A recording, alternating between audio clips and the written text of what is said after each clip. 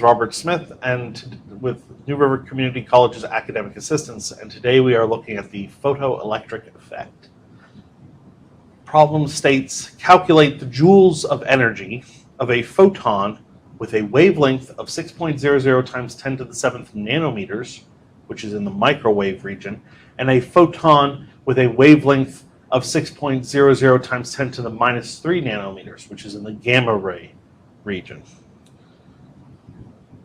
So this is actually asking for two different things, but they both use the same equation. And that equation is that the energy is equal to Planck's constant times C over lambda, which is the same as saying Planck's constant times the frequency. But we don't need to worry about the frequency right now because we have the wavelength. That's what we're working with. So in calculating this, we're simply going to look at how we can first take the values that we're given and convert them into useful units.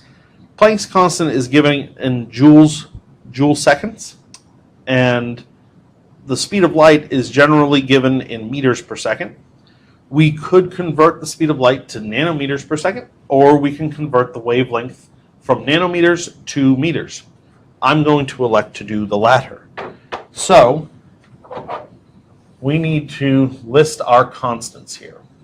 We have h, which is equal to 6.63 times 10 to the minus 34 joule seconds. We have c, which is equal to 3.00 times 10 to the 8th meters per second. And now we just need to solve for lambda. We're going to call this lambda sub 1 for the microwave and lambda sub 2 for the gamma ray. So we're going to just solve for the microwave first, and then we'll repeat the process and work on the gamma ray. So lambda sub 1 is going to equal 6.00 times 10 to the 7th power nanometers times 1 times 10 to the minus 9 meters over 1 nanometer,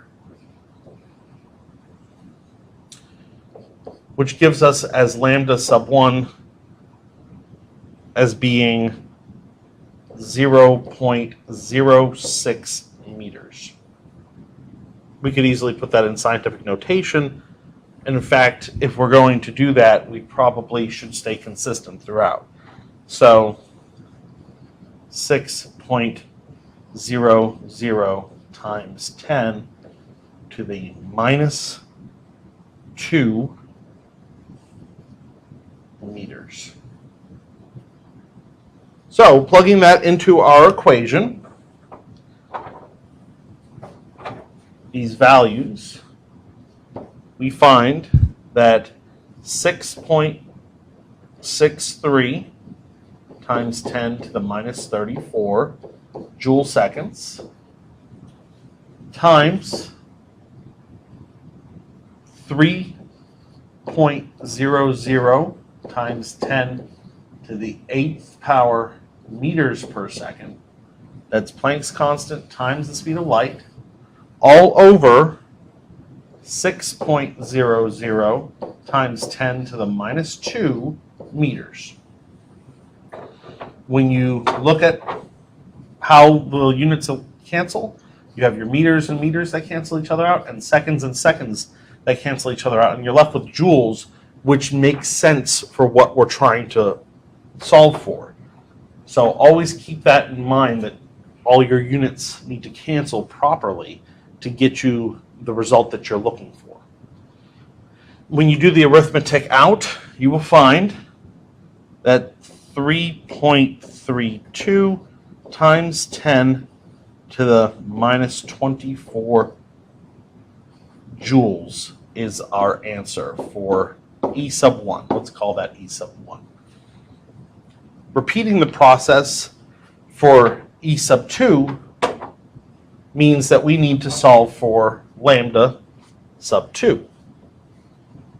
So lambda sub 2 is going to be 6.00 times 10 to the minus 3 nanometers times 1 times 10 to the minus 9 meters over 1 nanometer.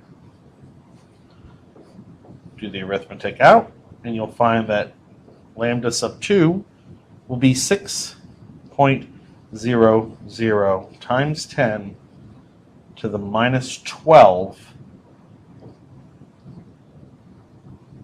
meters. So, in calculating our E sub 2, I'm just going to go ahead and plug in all the numbers. So E sub 2 is going to equal 6.63 times 10 to the minus 34 joule seconds times 3.00 times 10 to the 8th meters per second, all over 6.00 times 10 to the minus 12 meters. And again, you'll see the units cancel, meters, meters, seconds, and seconds. You're left with joules.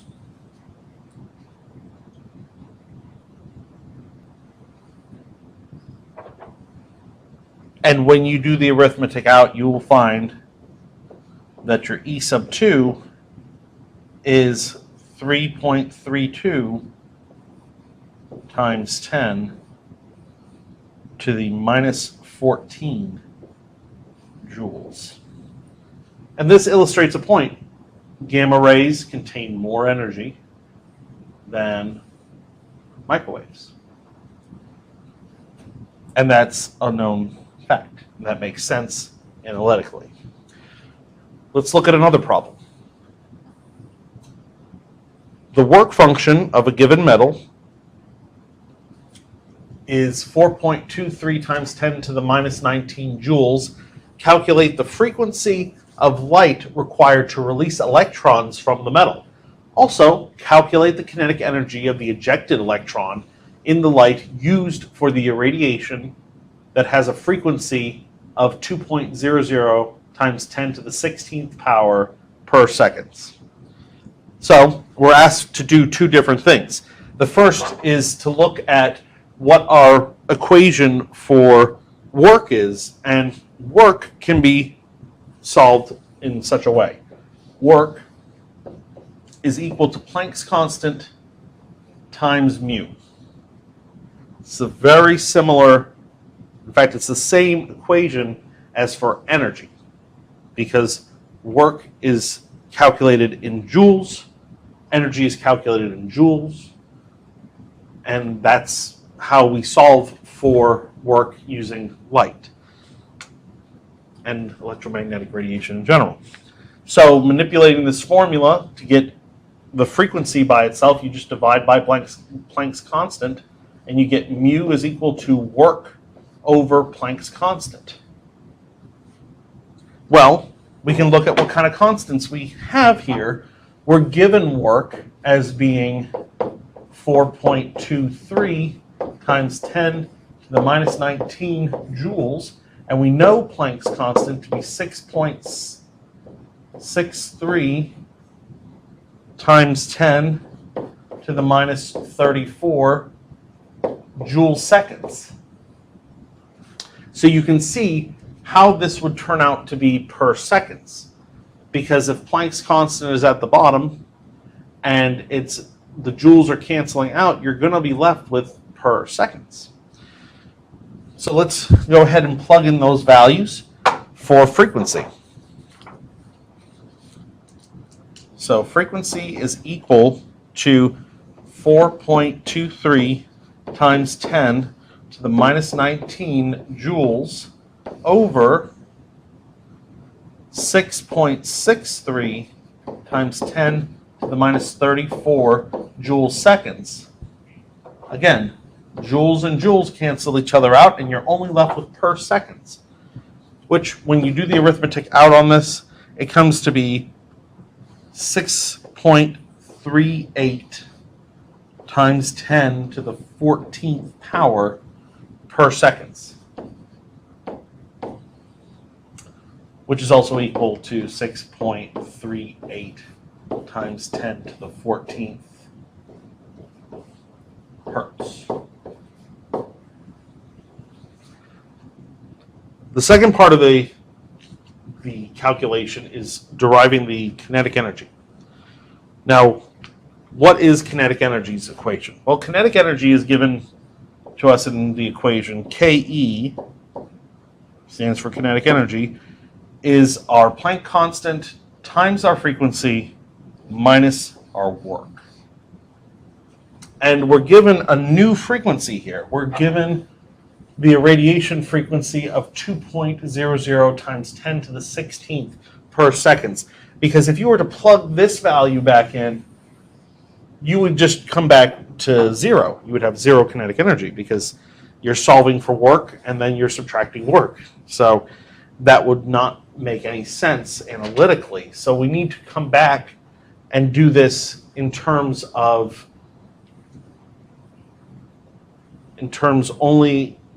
using the frequency that they've provided. So we just plug in the values. Ke is going to equal 6.3 edit 6.63 times 10 to the minus 34 joule seconds times 2.00 times 10 to the 16th per seconds. It's analytically useful to just go ahead and leave it in per seconds so that you can cancel out your seconds. And then subtract from that our work, which we were given earlier as being 4.23 times 10 to the minus 19 joules, which is given to us right here. Doing the arithmetic out, you get 1.28 times 10 to the negative 17th joules. Negative 17 joules. So that's the kinetic energy of the electron that was injected when the irradiation had that particular frequency.